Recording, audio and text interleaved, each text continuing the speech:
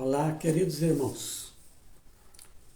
Eu estou apresentando uma série chamada Jesus é a Senha para Entender a Bíblia e a Vida.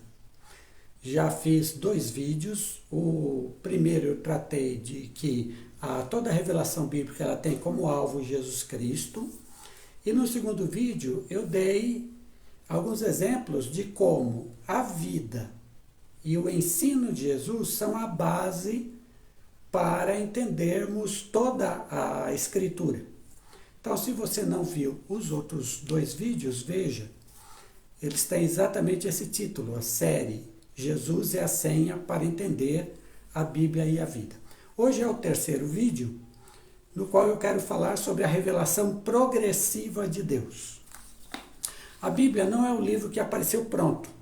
Alguém escreveu aí, pronto, aí tá prontinho. Não. A Bíblia é um livro que foi escrito no espaço de 1500 anos. Cada livro foi escrito na sua época, no seu tempo, nas suas circunstâncias. Então você tem uma gama enorme de livros, o tempo em que cada um foi escrito é muito grande. Agora, eles foram reunidos nessa coleção que se chama Bíblia. E a própria palavra Bíblia significa livros. Então, nós temos a Escritura que é escrita em tempos diferentes, por pessoas diferentes, situações diferentes. Muito bem. Deus, quando ele se revelou e ele deixou a Bíblia como a escrita da sua revelação, ele foi se revelando progressivamente conforme a cultura do povo. Deus, quando foi falar com o povo, ele foi falar naquela cultura. A gente acha, quando lê a Bíblia, que Deus falou na cultura do século 21. Não. Deus não falou na nossa cultura. Deus falou na cultura dos povos antigos. Os primeiros livros de Moisés foram escritos cerca de 1500 anos antes de Cristo. Então nós temos uma diferença de hoje para os primeiros livros de aproximadamente 3.500 anos. Isso é tempo. Então Deus, ele falou na cultura do povo. E ao falar na cultura do povo, ele foi se revelando paulatinamente, progressivamente. Isso significa que Deus se revelou em cada fase histórica. Deus se revelou através de seus atos, através de suas palavras, sempre dentro do tempo e sempre num crescendo de informação acerca dele. Nesse sentido, veja bem, pegando a linha histórica, Abraão, ele sabia menos da revelação de Deus do que Moisés, que veio depois, bem depois. Moisés sabia menos do que o rei Davi, que veio depois dele. Davi sabia menos das informações da revelação do que os profetas. Os profetas sabiam menos do que o próprio Jesus. Então Deus, ele foi se revelando progressivamente. Veja bem, aqui é uma diferença. Não é que a comunhão destas pessoas com Deus fosse progressiva, não. A comunhão é sempre a mesma. A comunhão de Abraão com Deus é a mesma que a comunhão de Moisés com Deus. Isso aí independe de tempo, isso aí independe de cultura, como é a nossa. A nossa comunhão com Deus é a mesma que Abraão teve, que Moisés teve e tudo mais. A comunhão. Agora, o entendimento da revelação de Deus, essa sim, foi progressiva. De tal forma que Moisés conhecia menos do que os profetas do 8º século. Das informações da revelação de Deus. Tá certo? Muito bem. Agora, como essa revelação vem no crescendo, quando é que ela termina? Quando é que ela alcança seu auge? O auge da revelação é Jesus Cristo. É sempre Ele. Jesus é esse auge. Então, Deus vai se revelando e revelando. Agora, no Filho, Deus se revelou completamente. O que nos diz o texto de Hebreus, capítulo 1, versículo 1. Havendo Deus antigamente falado aos pais pelos profetas, antigamente, hoje nos fala pelo Filho, que é o herdeiro de todas as coisas, que é o resplendor da criação, a expressa manifestação do seu ser. Ou seja, é pelo Filho, é por Jesus que Deus se revela de uma forma completa. Além de Jesus, você não vai ter mais revelação. A revelação ela vai não crescendo para ela atingir seu auge em Jesus Cristo. E, tendo chegado em Jesus, acabou a revelação. A revelação terminou. Mas aí você me pergunta, pastor, e o Novo Testamento? Depois de Jesus não teve os escritos de Paulo, de João, de Pedro? Sim. Só que esses escritos do Novo Testamento, depois de Jesus, eles são apenas a revelação de Deus baseada em Jesus Cristo. Baseada na vida de Jesus, baseada nos ensinos de Jesus. Tanto isso é verdade que o apóstolo Paulo, na sua carta aos Coríntios, diz: tal coisa diz o Senhor, não eu. Por que ele diz assim? Porque ele já tem as palavras de Cristo para aquele assunto. Aí ele diz, nesse outro assunto, digo eu, não o Senhor. Por que ele fala assim? Porque ele não tem palavras de Cristo específicas para aquele caso. Mas o que acontece? Como ele tem a mente de Cristo, ou seja, como ele está entendendo o que Jesus fez e ensinou, ele pode dizer, a minha palavra é uma palavra autorizada, é uma palavra inspirada. Nesse sentido, o Novo Testamento não é uma revelação assim, além de Cristo, não, é a revelação de Cristo. Tanto é que Jesus não deixou nada escrito, tudo que nós temos sobre ele é o Novo Testamento. Então, o Novo Testamento é essa transformação, essa continuação, essa demonstração do que Cristo veio revelar. Então, a revelação progressiva de Deus, ela alcança seu auge em Jesus Cristo. E nisso estamos certos. Ora, isso significa, presta atenção, uma coisa importante para hoje em dia. Significa que ninguém pode chegar e dizer, eu tenho uma revelação nova, que Cristo não trouxe. E aí eu, como um profeta de Deus, vou trazer essa nova revelação para vocês. Gente, a revelação de Deus terminou em Jesus Cristo. A revelação do que Deus queria comunicar ao mundo, ela chegou em Jesus Cristo.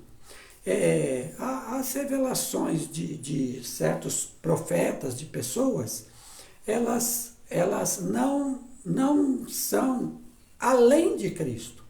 Elas têm que ser submissas ao que Jesus ensinou. Tá?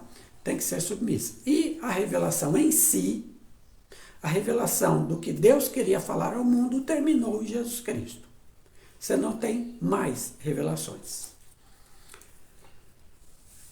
Cada vez, como essa revelação ela é progressiva, cada vez que Deus vai se revelando um pouco mais sobre determinado assunto, o que acontece? Ele vai invalidando o assunto anterior ou ele vai aperfeiçoando o assunto anterior. A forma como foi feita aquela primeira. Então, isso sim, a revelação progressiva implica nisso e eu vou dar aqui um exemplo para você, para que você entenda. Eu peguei o assunto cultos e sacrifícios, para você entender como é que Deus vai se revelando progressivamente.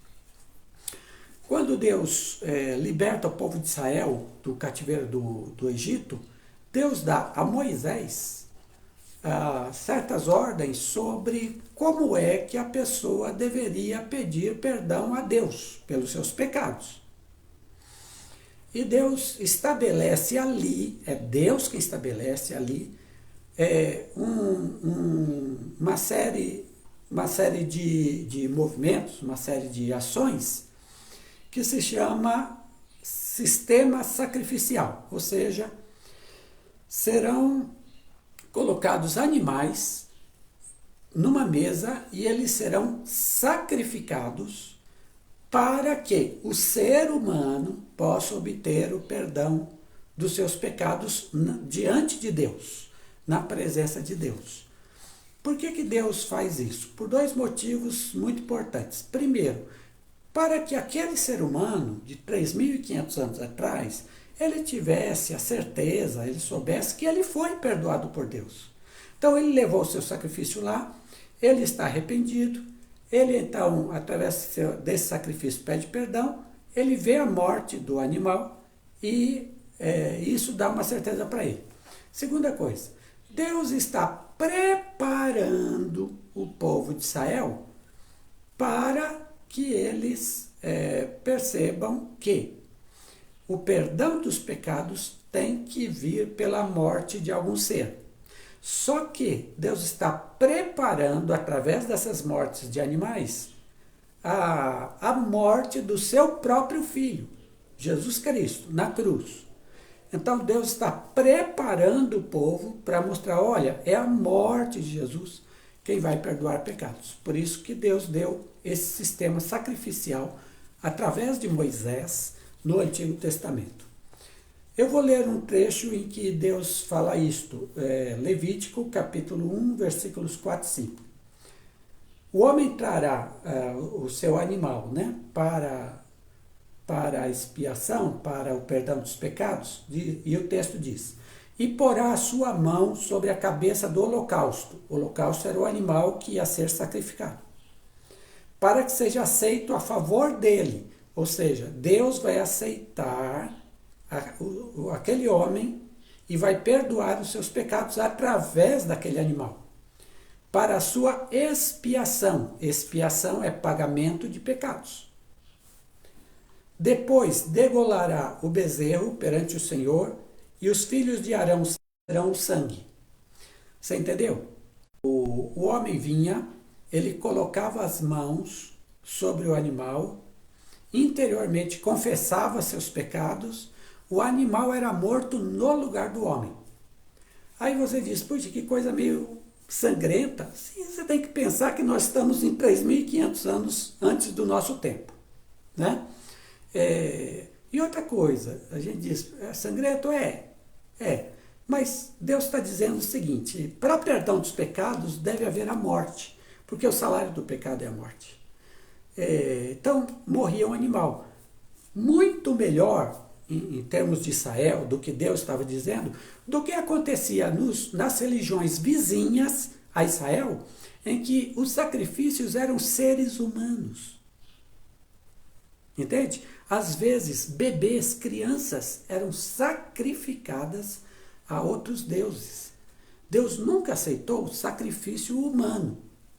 O único sacrifício humano que ele aceitou, o único, foi o do seu Filho Jesus Cristo. Aliás, que ele próprio fez questão que fosse o sacrifício. Fora esse, nenhum mais. Então, quando Deus manda que animais sejam mortos em favor do perdão do pecado dos homens, Deus está trabalhando essa ideia, mas Deus também está sendo bondoso com os seres humanos. Nenhum ser humano seria morto por causa disso. Muito bem.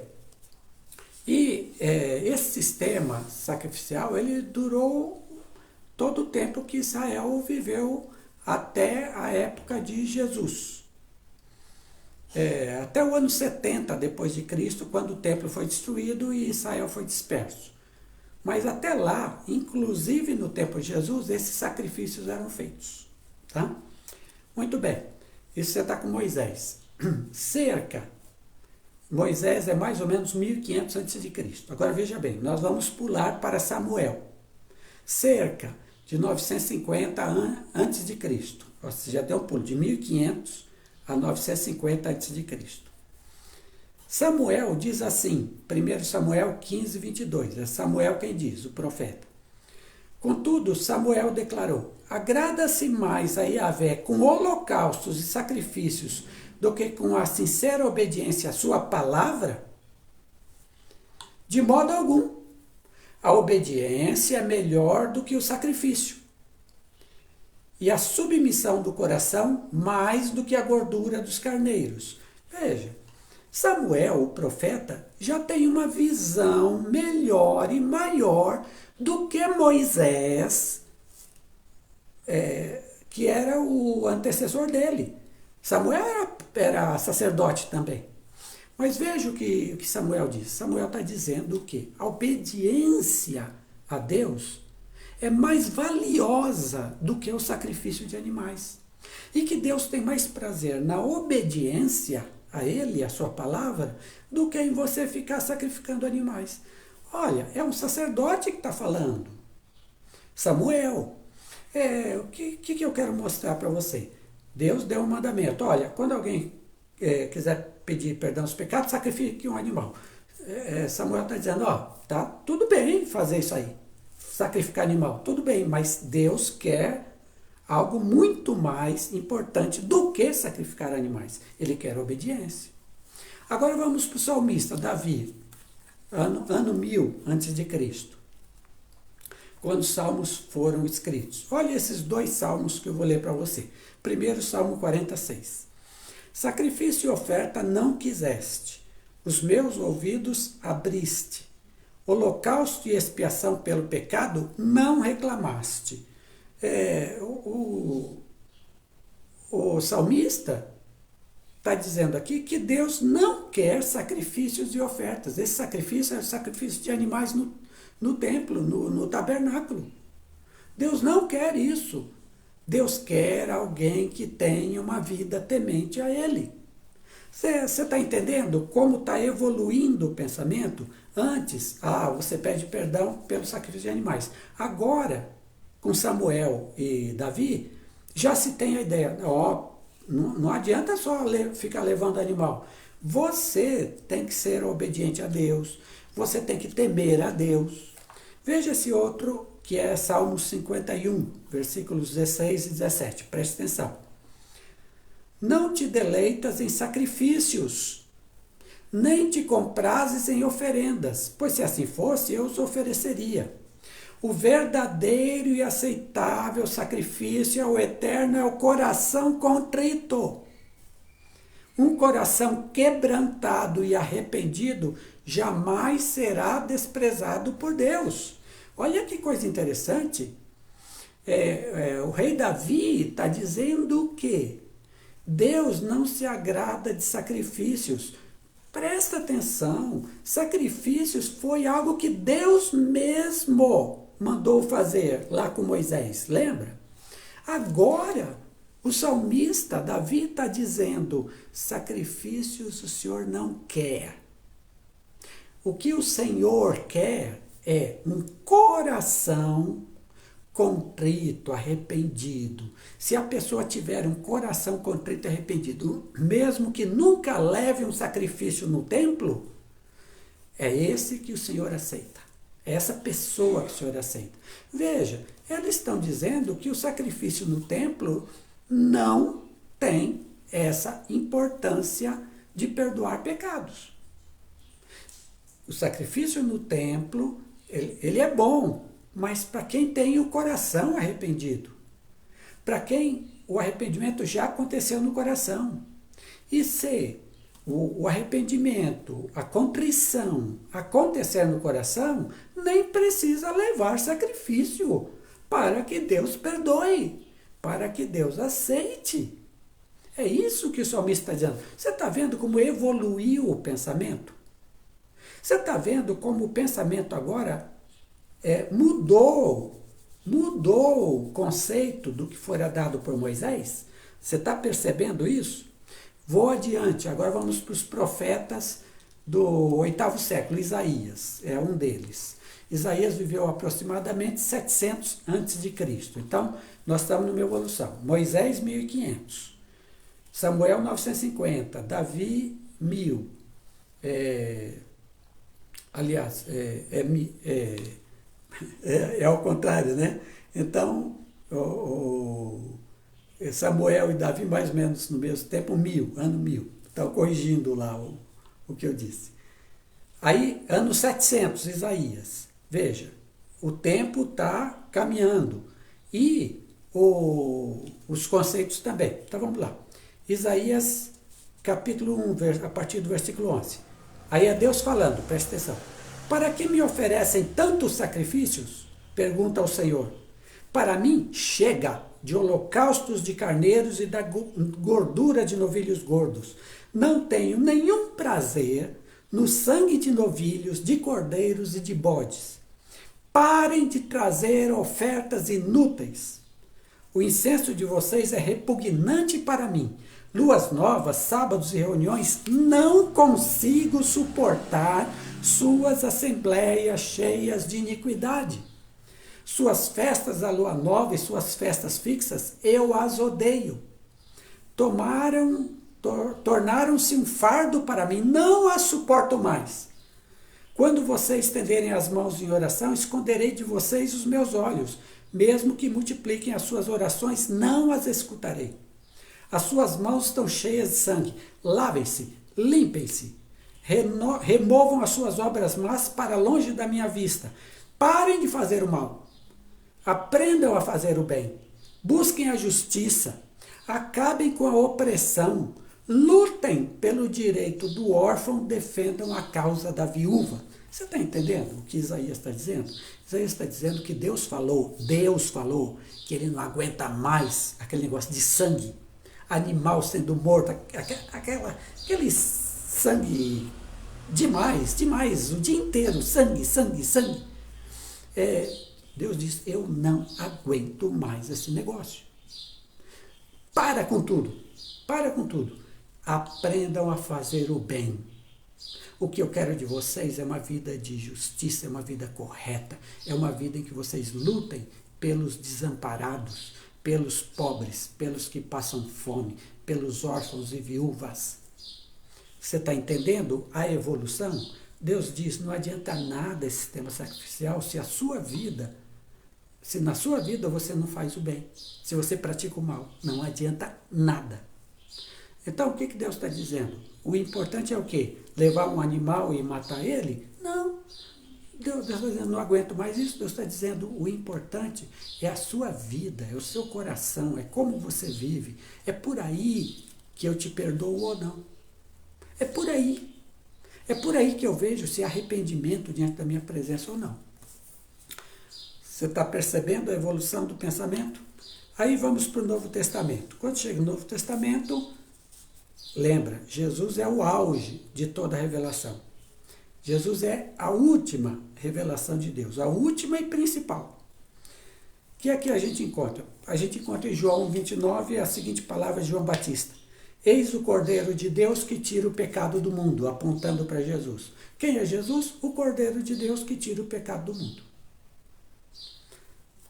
Percebe que agora a evolução está no outro nível? Deus está mostrando agora que, agora sim, chegou a pessoa que vai tirar o pecado do mundo. Não cordeiros e bodes. Uma pessoa chamada Jesus.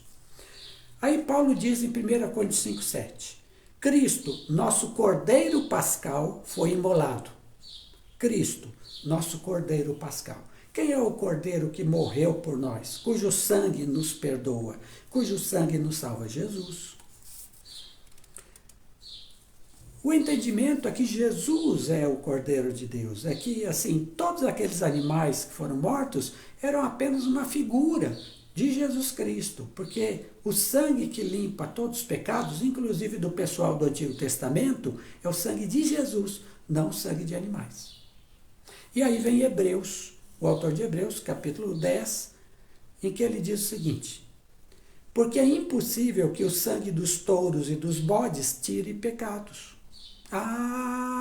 Moisés mandou sacrificar para perdão dos pecados. O autor de Hebreus está dizendo, é impossível que aquele sangue de animais perdoe o pecado de alguém. Você está vendo como a revelação bíblica ela foi construída de uma forma progressiva, e quando chegou em Jesus, ela anulou algumas coisas, ela anulou o sacrifício de animais, acabou esse negócio. Mas ela deu uma nova visão. E aí, continuando em Hebreus, mas este, Jesus, havendo oferecido para sempre um único sacrifício pelos pecados, está sentado à destra de Deus. Quando Cristo veio como sumo sacerdote dos benefícios agora presentes, ele adentrou o maior e mais perfeito tabernáculo, não feito pelo homem, isto é, não pertencente a esta criação, não por meio de sangue de bodes e novilhos, mas pelo seu próprio sangue. Ele entrou no Santo dos Santos, no céu, uma vez por todas, e obteve uma eterna redenção. O que o autor de Hebreus está dizendo? Gente, aquele negócio do ensino de Moisés, de sacrificar animais, aquilo acabou, aquilo morreu, aquilo não existe mais para Deus. Por quê? Porque agora chegou Jesus. Ele é o nosso Cordeiro. Ele se ofereceu uma única vez na cruz do Calvário. Mas com essa única vez, com o derramar de seu sangue, ele obteve para nós uma eterna redenção. É isso. A revelação de Deus vai progredindo, Jesus é o auge. Tá? Eu dei um exemplo para vocês, que é do sangue de novilhos. Poderia dar vários. Questão do templo, a questão do comportamento. Poderia dar vários. Mas basta esse, para a gente entender. O que eu quero que você entenda aqui agora? Jesus Cristo é o auge da revelação de Deus. É a senha para você entender tudo que Deus revelou e como deve ser a sua vida. Deus abençoe você.